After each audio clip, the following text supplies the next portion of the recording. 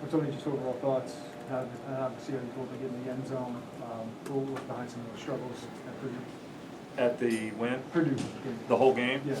Well, you know what? We went into the game. Some of the things we really did well that up front is we had no turnovers. We had no penalties. We went into the game knowing we needed to run the football. We wanted to get some carries, you know, where he got 20-plus carries, got 24 carries, I think. I don't know what he ended up with, 150-some yards.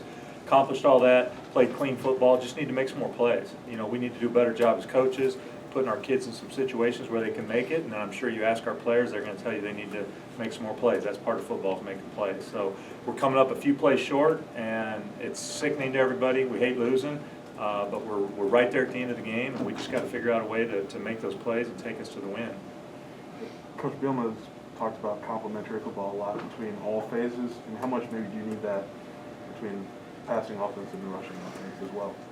Well, I think it's big. You know, in that game, we had a situation where we were facing a really good defensive front and a great player, number 5 at Purdue, and we had to do some things to make sure that we managed number 5 early in the game on the first third down. Was really the worst play we had against him, and he knocked the ball out and got through, and we put the ball on the ground. We had to punt it. But for most of the game, if you watched some of the other teams they played, we managed 5 well, and that took away a little bit from some of our stuff in the passing game. But we've got to be able to throw the football, and we've got to be able to connect. You know, we talk to our wideouts and our quarterbacks all the time about winning our one-on-one matchups, because at the end of the day, it comes down to one-on-one matchups. And we just got to keep doing better, putting them in a position to do better and have more success there, and then be able to make those plays. So you've had some prolific passing offenses before. What is the struggle of trying to ignite this one? What is the challenge for you as a coordinator trying to get that passing game going? Well, I mean, we're just, you know, we're in the first year of our program right now. You know, we're getting everybody tied into exactly what we're doing, trying to do right there. Getting plays in there, situations for guys that we can get some separation out on the field, create some space for some people. Get the quarterbacks to understand what we're doing. I mean, we're close. I mean, we're close on it. You know, we had 2 deep balls to deuce we tried to hit. One was a pass interference, one wasn't. Both of them are probably 6 to 10 inches away from being both touchdowns right there, and that's football. You know, you watch football and you watch some of the teams, and you watch some of these teams, and all of a sudden they're lighting up the scoreboard and putting up big points. You know what? They're making those plays right there. We got to do a better job as coaches of giving our guys good opportunities there to make those plays, and then we got to make the plays out there on the field. How would you assess Brandon's second full game in the offense? You know what? Brandon managed the game out there, did a lot of good things, and obviously if you ask him when he come off, there's some stuff that we could have completed out there, some plays he could have made.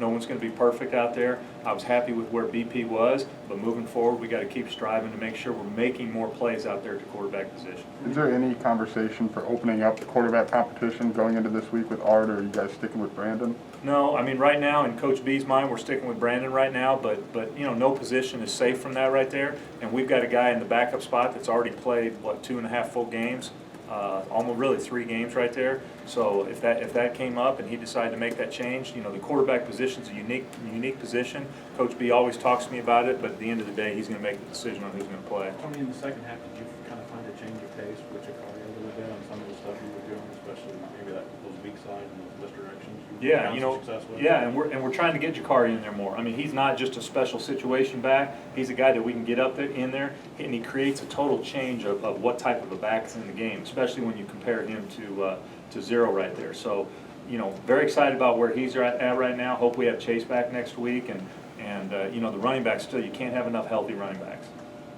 What have you seen out of Pat Bryant? Got a little more reps and some catches. Yep, love Pat Bryant. Big-time freshman. I think he's going to be a great receiver here for many years.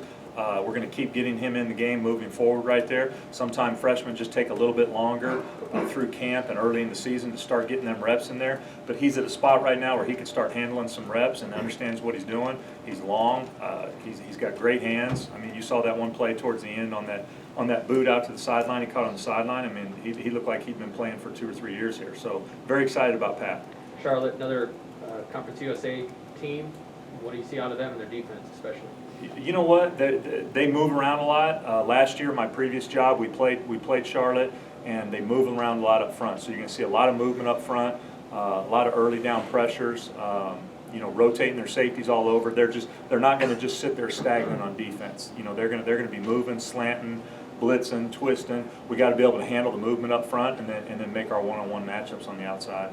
You feel like you had some success with Brandon on the move.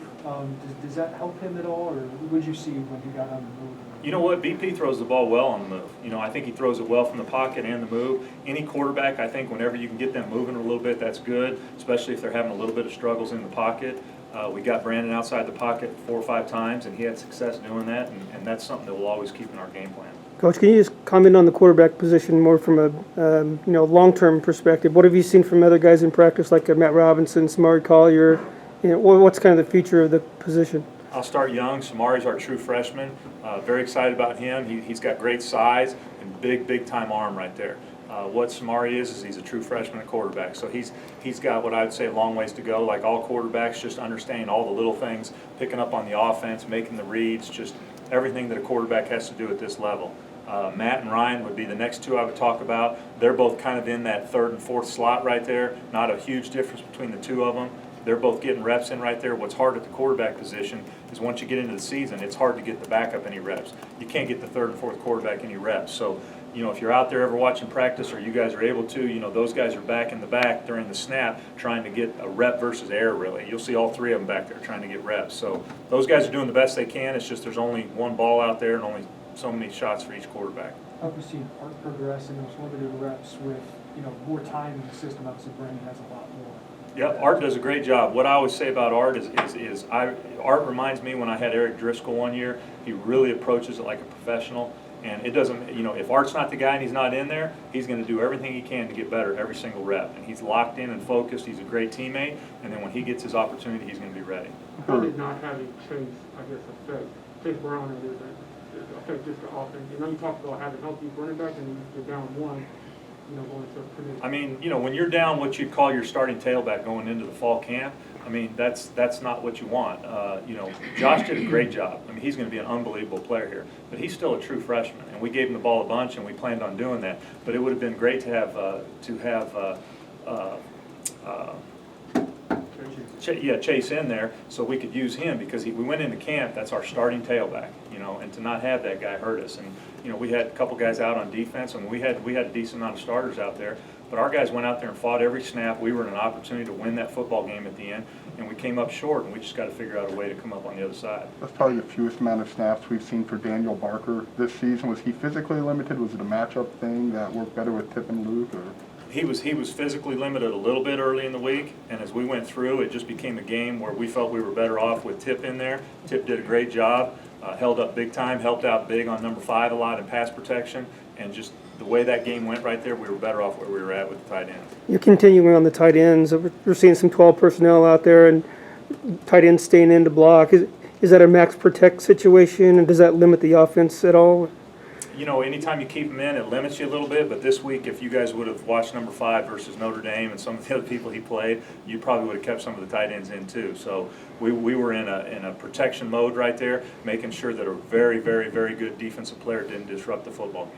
Tony, in the run game, I know you're a little bit undersized and you would like to be on the offensive line, but it seems like you're blocking it up really well with some of the zone concepts. Are you kind of happy with what you're getting up front in those types of situations? Yeah, we're happy where we're at right now up front. You know, we're a little bit undersized in some spots. We'd like to be bigger, and down the road, that's what recruiting's all about.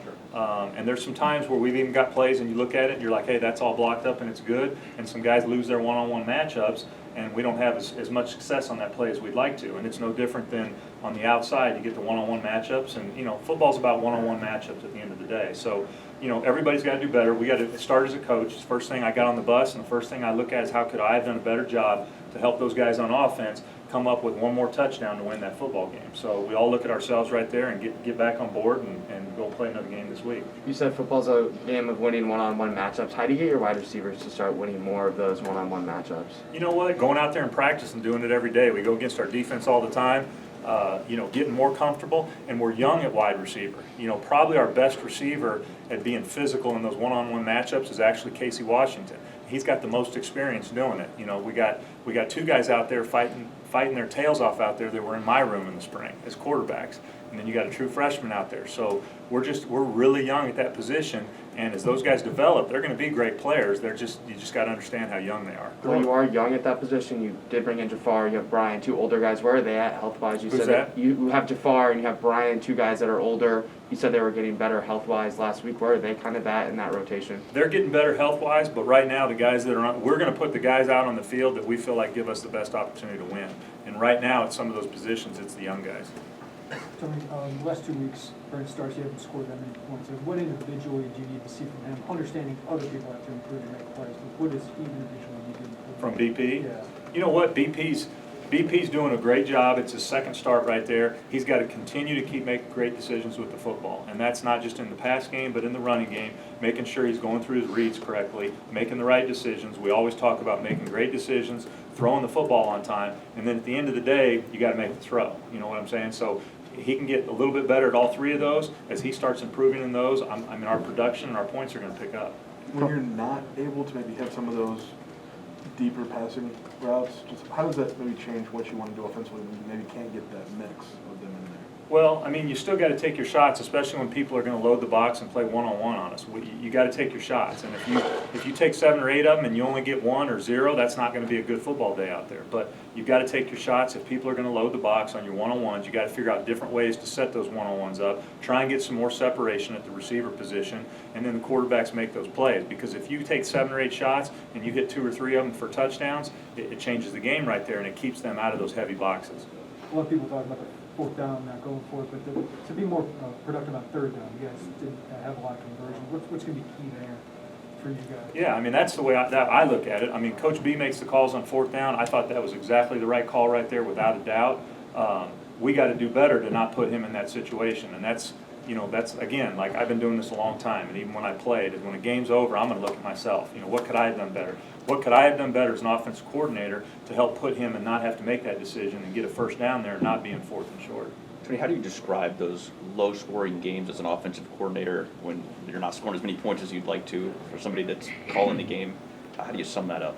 I mean, it's just, it's kind of old school. It's NFL. It's going back and forth. You guys are going to talk to Ryan in a second. They played a great game out there, kept them to a low score right there, and we're out there fighting our tails off for every point we can get. And we've got to, some of those field goals. We got a great field goal kicker, but we got to turn some of those field goals into touchdowns. And you turn just one of those field goals or 2 of those field goals into touchdowns. Find a way to get 1 or 2 of those big plays in the end zone, and all of a sudden you're winning by 7 to 10 points. And that's football, and that's those type of games, and that's Big Ten football. And we just got to keep battling because we're so close.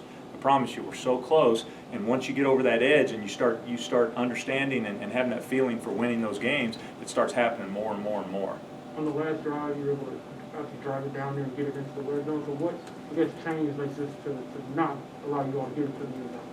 Well, I got to do better with calls. That's how I look at it. You ask Brandon's going to tell you I got to throw the ball better. You ask the wideouts, I got to get open better. We got to make plays, and we talk to our guys about making plays. It's about making plays down there. They made a couple plays on their last drive. We didn't make the plays we needed to get the ball in the end zone, and we ended up on the short end of the stick.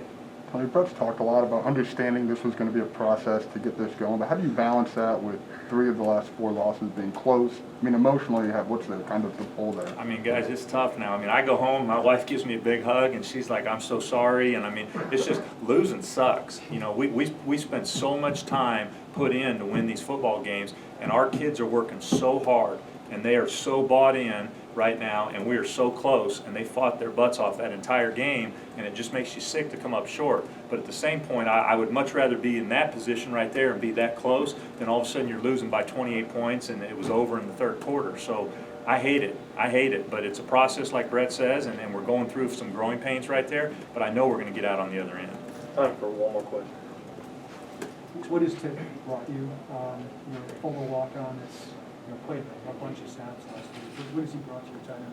I love Tip because he was able to come in, and all of a sudden we're down a tight end right there and needed to put him in, and he got it done. And yeah, he's a former walk-on, but now he's on scholarship, and he's a Big Ten football player. And Tip's a really good tight end, and I'm glad we got him. He's a great player for us.